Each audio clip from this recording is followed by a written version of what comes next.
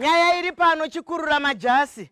Ndinovimba kuti tiri kugona kutandadzana nemi muri mukamuri imwe chete. Munoziva kana zvopisa tiri pa Mai Chisamba show, vamwe vanobhidhaira. Vanoona chivhiti-vhiti kukamuri imwe, vamwe vachienda kukamuri imwe. Vamwe kana vabatwa nenyaya vanenge vakuti ndezvavo izvi. Ndezvedu nemi.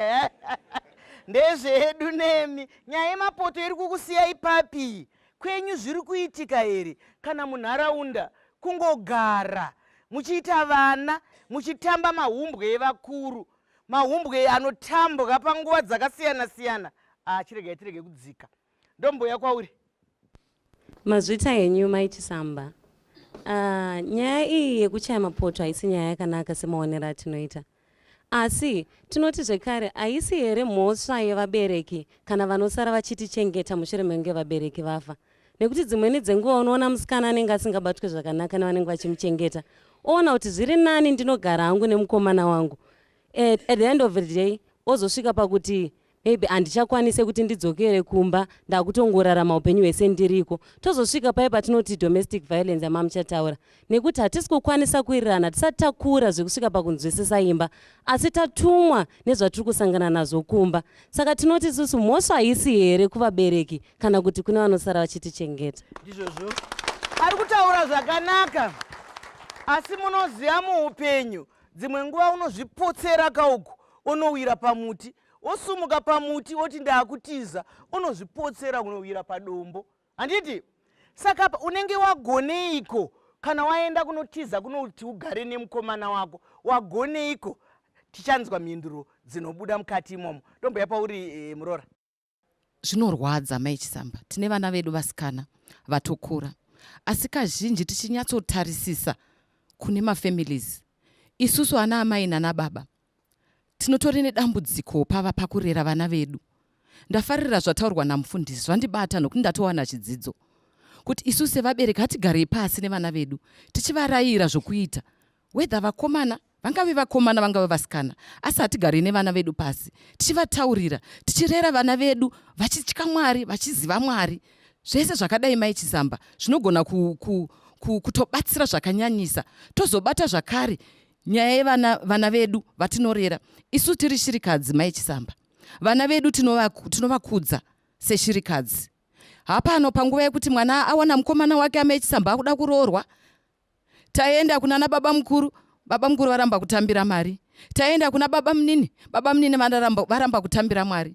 Kusvika vana vaye Mai Chisamba vadzungaira vatenderera. Kusvika vana vaye vakutochaya mapoto.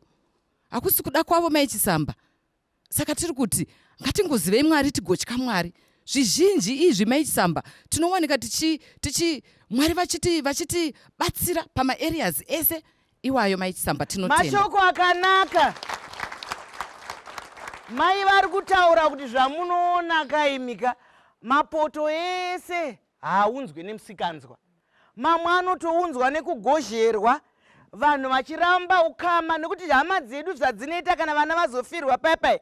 Vanenge vochitsondora vana vasina chavakatadza kuti maidada fani, mai wako vaidada iwe, baba wako vaidada iwe. Handizvo mararamiro atinofanira kuti tiite. Asi zvinofadza kunge uri munhu mutema. Tine nzvimbo dzedu dzatiinadzo kuti kana zvaoma kana kuenda kukereke kunokumbira vekuchechi kuti imi nyaya iyi ndo iripo vana vaita zvakati. Kana munoziva, handizive kuti ukama hwakazoreruka sei. Munoziva here kuti kareko wemutupo wako wababa wako chaiye vaigona kukumirira sababa. Waitonopinda chikoro ugere pababa mudiki vekungonzi vanoera tembo.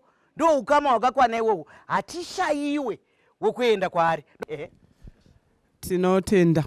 Ndafarira nyaya iyi yemapoto kuti inogona kuda kumbotidzidzisa nekuti takati rasikei. Vana vedu havachateereri. Kuteerera kutsiurika chaiko chaiko kana kumudzidzisa chaiko chaiko. Anokuudza kuti makasara. Isu taakumberi. Iye achiendepi? Achienda nenyika satoki.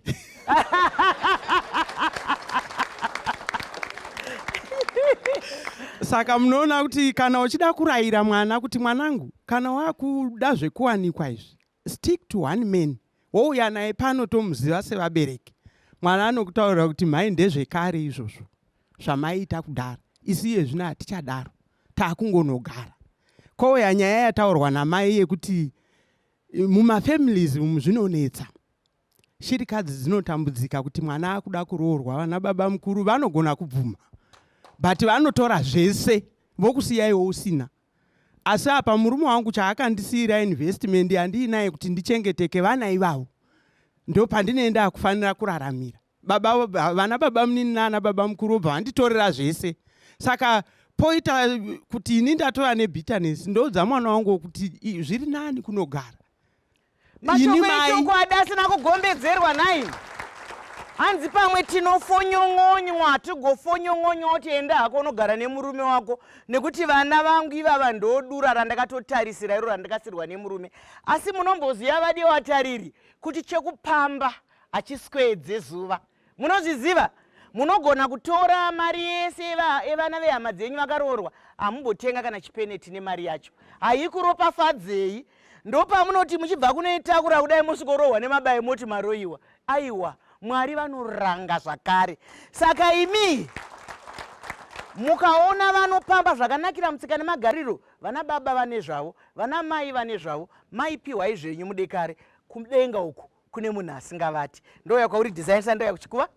Ndinotenda Mai Chisamba. Nyaya yemapoto yakaipira chinhu chimwe chete. Mumagariro netsika dzedu sezvanga zviri kutaurwa kuti kana wafunga kuti wakuda mudzimai, pane nzira dzaunoshandisa dzekuti umuwane. Ndinofungidzira kuti ukaenda kunoroora mudzimai wako uchibva pamba, hama dzese dzakuona, izvozvo zvine ropafadzo yazvinazvo. Uchibva pamba ipapo vanhu vese vachizviona, hazvina kuitwa muchivande.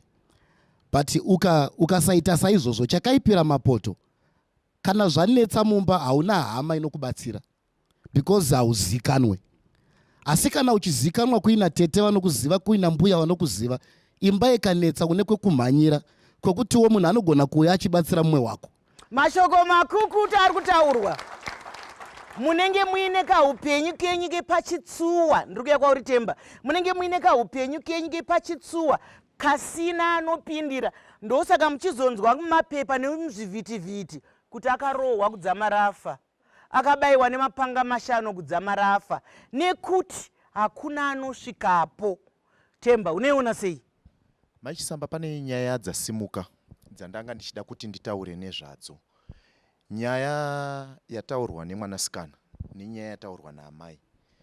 Asi chandinofara nacho ndechekuti ndiri kutaura nevanhu vapenyu, handitika, vanogadzirika, vanokwanisa kudzidza. Right.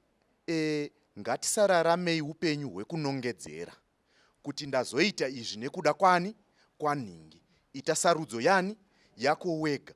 Enda paunonyatsoziva kuti apa ndiri kudiwa, ndichakosheswa, ndichaburitswa pachena. Amai, kana nyaya yehama dzisina kukubatsirai kurera vana muchinge masirwa vana, musanetseke nayo stereki. Vaendeserei vana ivavo kana pari paholiday yechikoro, onai vana venyu ava, handitika. Asi zamai nepamunogona pese kuti hukama pakati penyu, vana nedzinza rose pawanike pahunowanikwa huripo, kuitira kuti panonzi mwana ari kuwanikwa, handitika, pane munhu anomira nema anotaura kuti mukadzi uyu akatadzei uyu. Mashoko makukuta ari kutaurwa naye. Nekuti iye zvino vanhu vakawanda vabva paukama, vakungoti ari vekuchechi, vekuklabhu, vekupi. Hanzi musabve paukama naTemba. Musabve paukama nekuti hama haizongoudzwa chete kuti ndiri kuchata. Haizongoudzwa chete kuti kuno rufu, kuno mwana agraduata. Ngazvigare zviri mamuri muukama iyo. Kunyange muchionana apo neapo. Ngatisanganei muchikaru chinoteera.